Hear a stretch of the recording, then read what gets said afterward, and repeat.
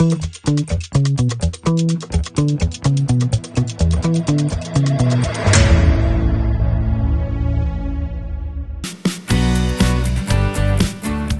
大家好，我係註冊中醫師李嘉欣。同女明星同名嘅青年中醫師李嘉欣，喺充滿中西文化交融嘅尖沙咀開咗間屬於自己嘅中醫診所。佢喺一國兩制下嘅香港長大，對呢個地方有好深厚嘅感情。原來喺97之前，我哋中醫藥咧係被邊緣化啦，不受重視啦。去到後面咧，其實開始已經集中，即係開始關注我哋中醫藥個變化。咁其實喺97年之後，回歸之後啦，我哋首任嘅特首阿董建華先生咧，嗰陣時已經推呢個中藥港。咁其實喺嗰陣時開始咧，我哋中醫藥嘅發展咧，先有個空間開始有個轉變啦。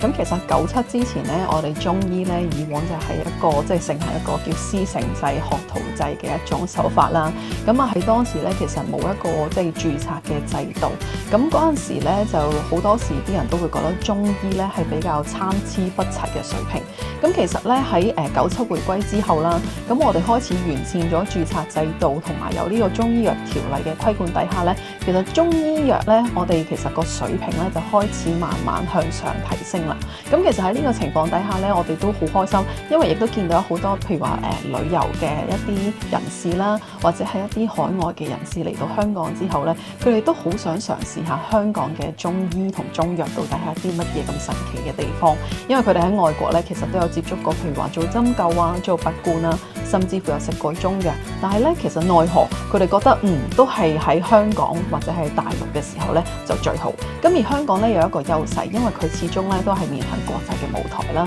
咁所以咧我哋其實接觸海外唔同嘅一啲人士或者係旅遊嘅人啦，咁我哋都可以有好多元化嘅一啲交流同埋一啲即係傳統嘅手法，咁啊確保一個傳統嘅中醫手法嘅特色咧喺佢哋嘅身上使用到，咁呢個咧就係我哋喺香港嘅中醫藥嘅一個特色嘅存在啦。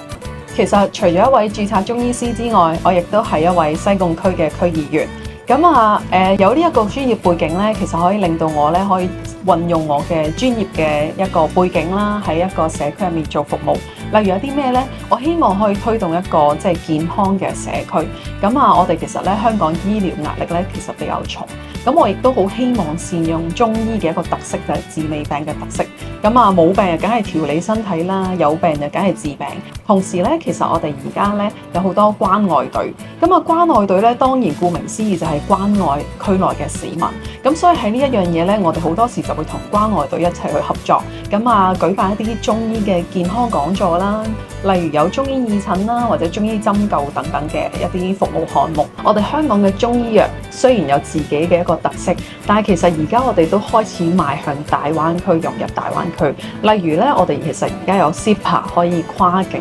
免考試去執業嘅，咁亦都可以帶動我哋香港嘅年輕中醫咧，係經大灣區同國內一啲唔同嘅名老中醫咧，進行一個人才嘅培養計劃。咁喺呢一方面咧，其實係一啲技術上面嘅增長，我哋好希望咧，我哋係不斷去學習，不斷向上發展嘅。香港首份中醫藥發展藍圖已經公布，充分考慮香港一國兩制及中醫藥制度優勢。作為業界人士，李嘉欣相信可推動香港更好咁融入粵港澳大灣區中醫藥高地建設及國家中醫藥發展大局。